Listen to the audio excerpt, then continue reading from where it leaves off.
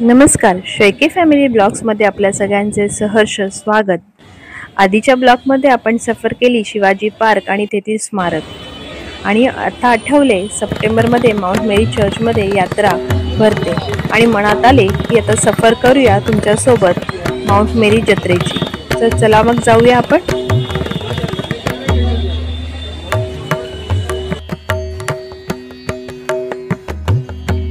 चर्चच्या आसपासच्या रस्त्यावर रंगीबेरंगी स्टॉल लागतात। ख्रिश्चन धर्मियांसाठी सर्व धर्माच्या भाविकांसाठी श्रद्धेचे आणि अनेक डिओशनल वस्तू मित्रांनो आपल्याला चर्चचा इतिहास खूप जुना आहे। 16व्या शतकात म्हणजे साधारण आता पाहूया 1970 वास्तूच्या दरम्यान संपूर्ण मिशनऱ्यांनी इथे मदर बांधले गेली आहे। छोटा पाहिलं तर उंच मनोरे, कोरीव काम आणि समुद्राच्या पार्श्वभूमीवर उभं असलेले हे पांढरं भव्य मंदिर मनाला अगदी भारावून टाकतं। चर्चमध्ये आत प्रवेश केला की समोरच दिसते मदर मेरीची सुंदर मूर्ती।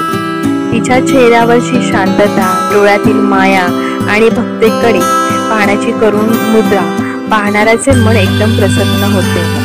चर्चमध्ये रंगीत काचाच्या खिडक्या, वेदीवरील सजावट आणि वातावरण अगदी सप्टेंबरमध्ये होणारा माउंट मेरी प्रार्थना ऐकताना वेळ कसा जातो संपूर्ण आठवड्याभर कळले नाही।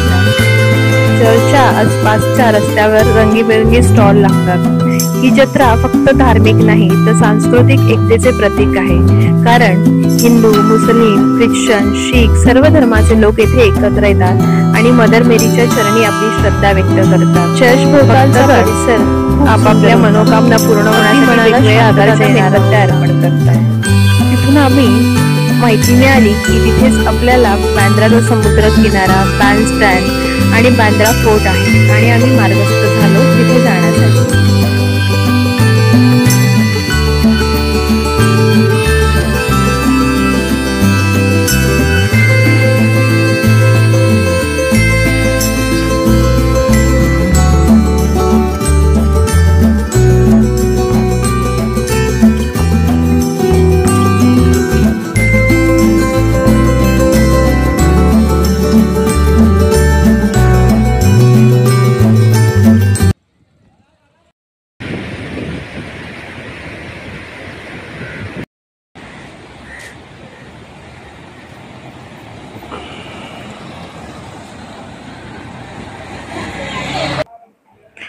असेच पुढे निघालो तर श्री कडेश्वरी देवी मंदिराच्या प्रवासाला येथून दिसणारा बांद्रा वर्ली सीलिंग सुद्धा आम्हाला दिसलं आणि अथांग समुद्र पर्यटकांना